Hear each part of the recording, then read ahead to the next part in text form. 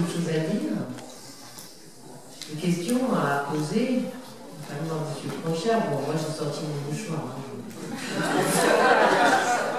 Je ne peux pas me cacher parce que vous voyez, mais moi je vous vois, il y en a plein. Il y a sous les yeux.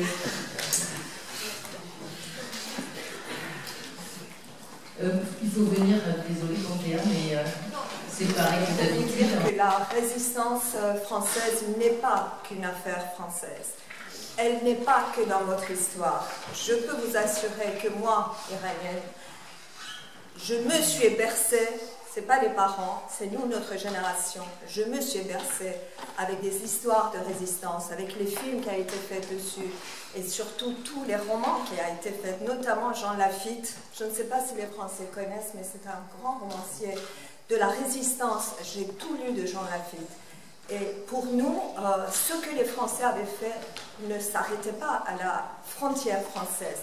Pour notre génération, bien après la génération qui a fait la résistance, vous étiez des leçons de la résistance devant les injustices, quelles qu'elles soient. Pas uniquement quand le pays est occupé par des armes, par des bottes, mais quand il s'agit de lutter pour ses droits, pour sa souveraineté, politiquement et s'engager.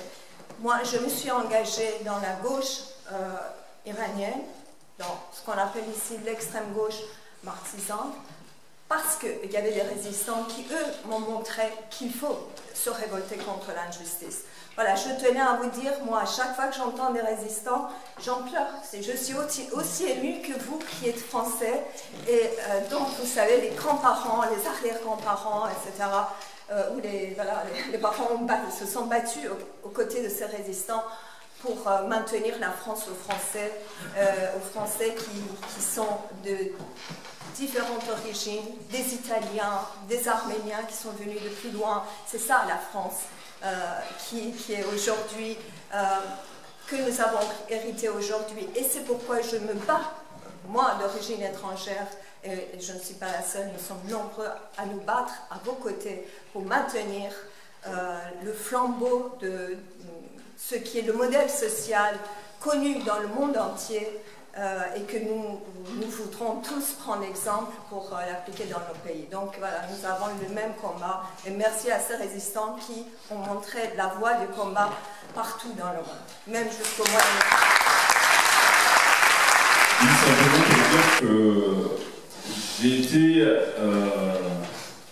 fait partie de ceux qui ont eu la chance d'être de participer à la création du MPEP.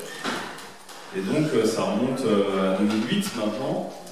Et à ce moment-là, j'avais vécu ma première expérience politique au sein de l'association ATTAC. Et j'avais vécu, pour moi, un peu comme un déchirement ce qui s'était passé au moment d'ATTAC, parce que c'était un immense espoir. Et à ce moment-là, on a commencé à travailler sur le MPEP, etc. Et il y a un camarade qui faisait des interviews filmées.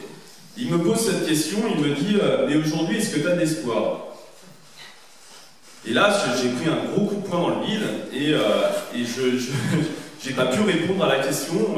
Je lui ai dit « Écoute, on arrête l'interview. » À l'époque, parce qu'on parle des jeunes qui sont engagés aujourd'hui, à l'époque je devais être, on était très très peu nombreux et je devais être peut-être, on était peut-être 2 jeunes, on va dire. Alors après, on peut poser la question de jusqu'à quand on est jeune, à partir de quand on devient vieux.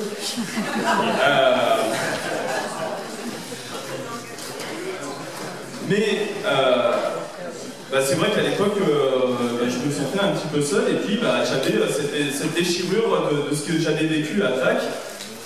Et aujourd'hui, après cette université d'automne, et puis tout le chemin qu'on a parcouru avec le MPEP, et avec cette réunion publique ce soir, je peux dire que 5 ans après, ouais, j'ai de l'espoir.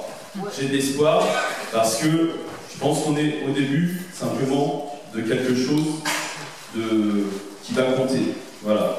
Et je suis d'accord, Barroso a intérêt à bien se tenir.